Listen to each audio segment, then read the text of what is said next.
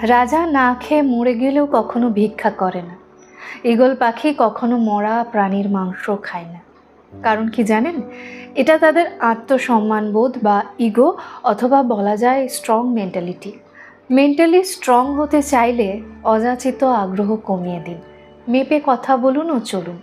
কেউ যদি বলে বেশি কথা বলে, তবে তার সাথে কথা বলা কমিয়ে দিন। যখন বুঝবেন আপনার সব অভিযোগ আপনার বিপরীতেই যাবে, আপনার কথা অন্যের কাছে কেবলমাত্র শব্দ দূষণ, তখন শুধু শুনুন, বলতে চাইবেন না। কথা বলতে চাওয়া, দেখা করতে চাওয়ার যে তেষ্টা, তা একবার পার করে ফেললেই জীবনটা অনেক অন্যরকম হয়ে যায়। ভয়ঙ্কর কথা বলার ইচ্ছারা গলাকে আঁকড়ে ধরে না।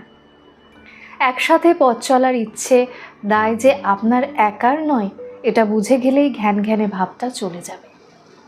তাকে ভালোবাসি, কিন্তু